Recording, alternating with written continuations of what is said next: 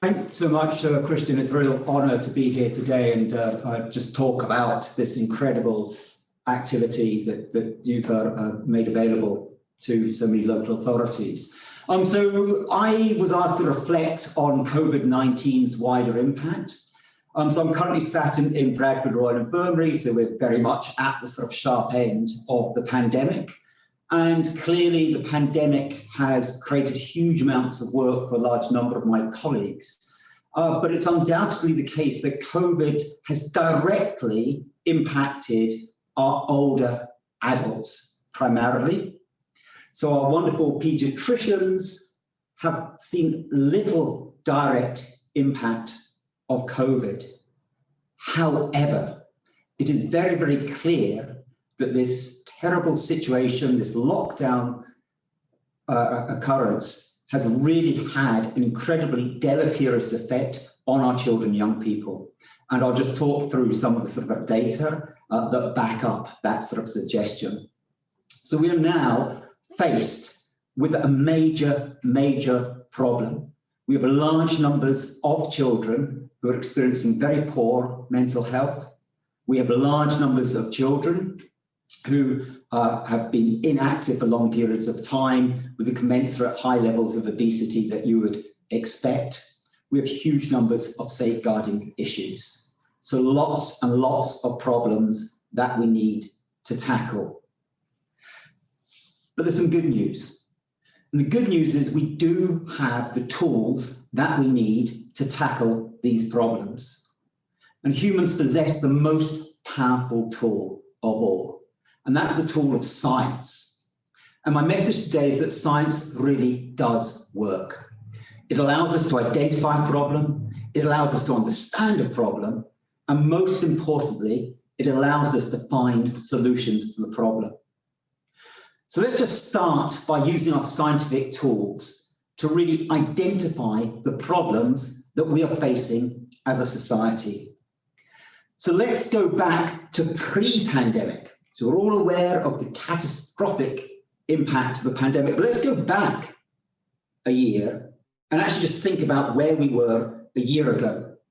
Because a year ago, we had all kinds of problems. We had a non-communicable disease epidemic. We had an increasingly unhealthy population. So in Bradford, we are hitting rates of diabetes of 10.8%. So this slide was out of date almost as soon as it was created. 10.8%, so 1 adult in 10 has sort of a diabetes, and that number is growing. And this is being reflected up and down the UK. We have half our children leaving school without low C's in English or mathematics. And of course, these two facts are related because education is the most powerful tool that we have to prevent these non-communicable diseases. Bradford's bad, but as are many other areas of the UK. And arguably, we're just slightly ahead of the curve. This is the current situation within our country. We are facing a non-communicable disease epidemic. And this is why the pandemic has hit us so hard as a country. The pandemic was bad, but we had a tinderbox of poor health that the pandemic has exploited. And of course, we have lots and lots of data showing us just the inequalities that exist within our society. So we can see those inequalities within our district, but of course we can zoom out and see those inequalities nationally. So Marmot 10 years ago showed that there was this huge north-south divide. 10 years later, after much outcry about these inequalities, Marmot reports that things have got worse. And the point is that we know scientifically that inequalities are bad for everybody, that these inequalities are really creating major problems for us at a societal level. And so let's just make that real. Let's just think about what that looks like here in Bradford. So we have one of the wealthiest wards outside London, and we're some of the poorest wards outside London. And if we go to an area like Holmwood in the south of Bradford, we find that the life expectancy within that place is less than 10 years below the UK average. We see major mental health problems playing out within that locality.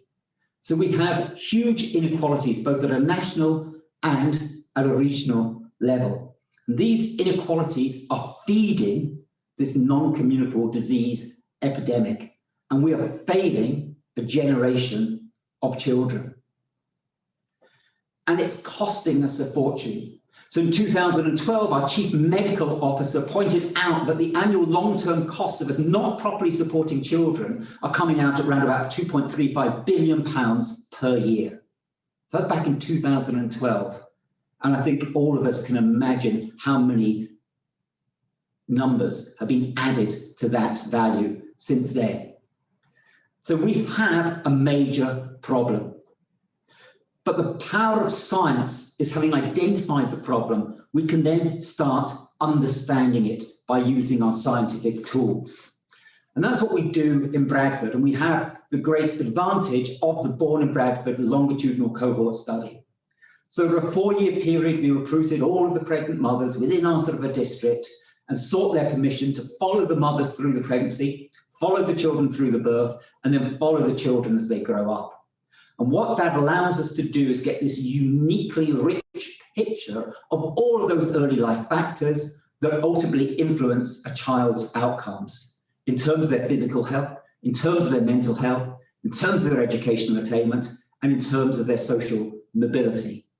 And this is why we know that 50 things before 5 is so important, because we can see the impact of acting early in children's lives in terms of protecting the children, in terms of removing risk factors so that children have better outcomes, so that children grow up to be well-educated, healthy individuals with all of life's potential open to them.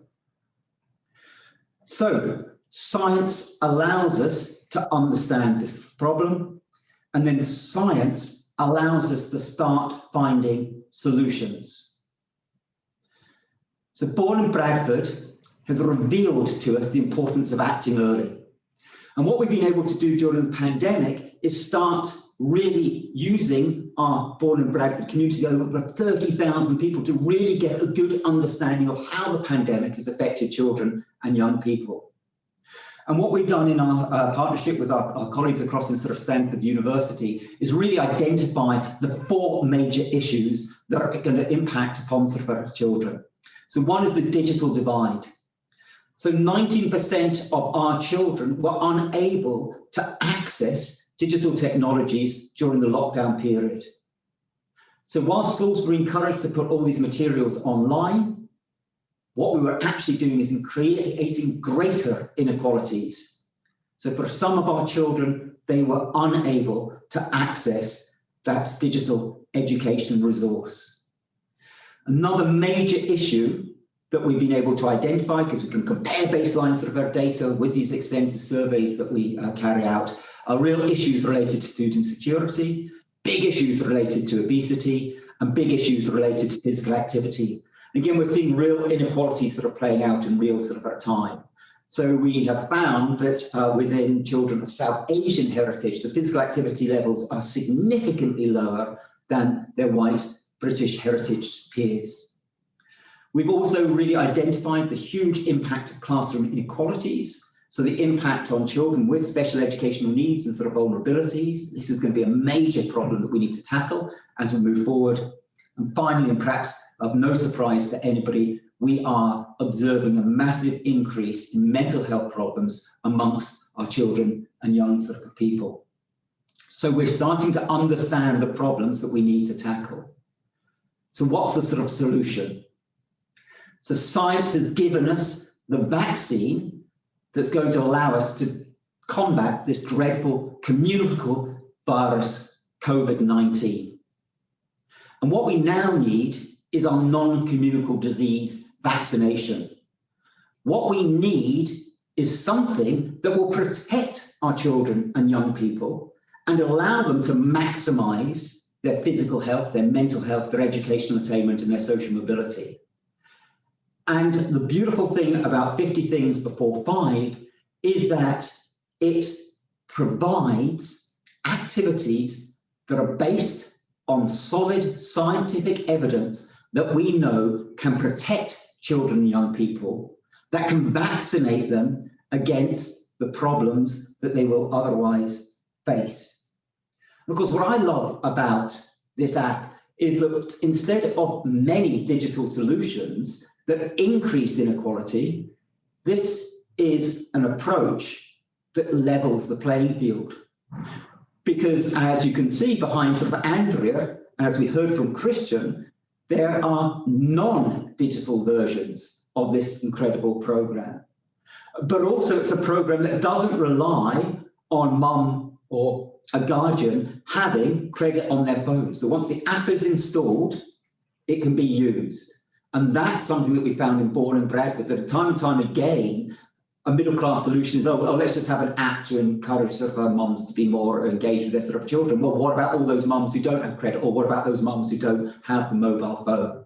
So the beautiful thing I love about 50 Things Before 5 is it's directly tackling that digital divide. And then what it's doing is supporting parents to undertake evidence-based activities with their children, activities that we know will protect the children in the long term.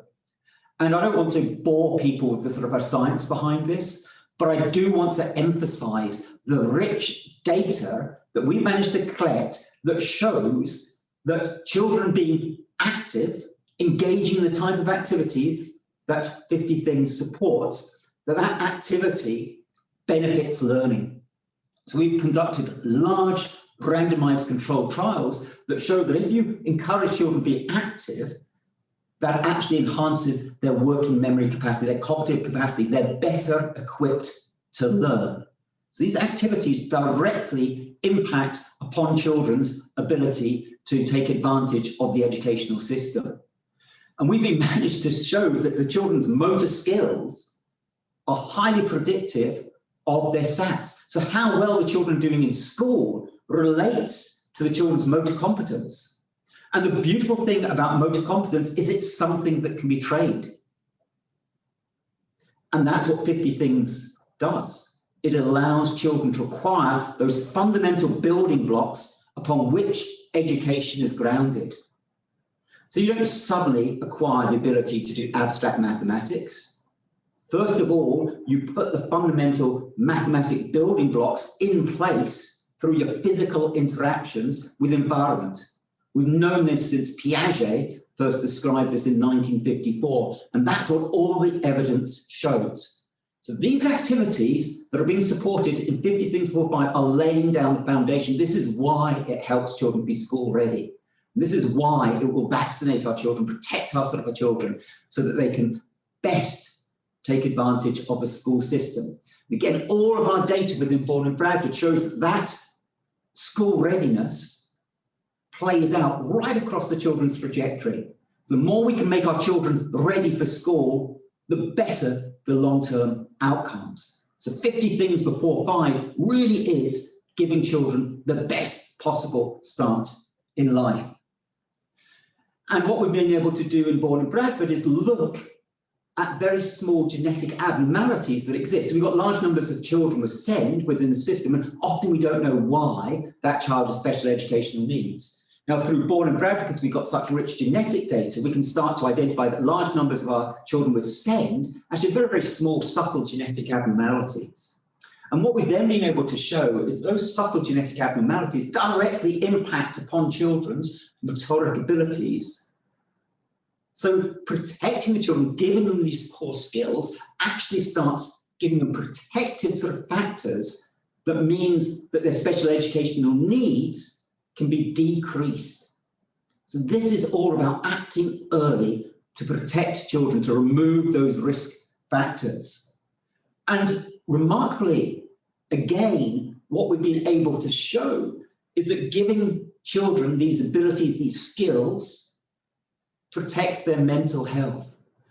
So we've been able to show that these children's motor skills, those skills that are being encouraged and supported and developed through the 50 Things Before 5 sort of app, relate directly to teacher evaluations of children's social and emotional well-being. So we can use science to identify a problem, understand a problem, and then tackle a problem.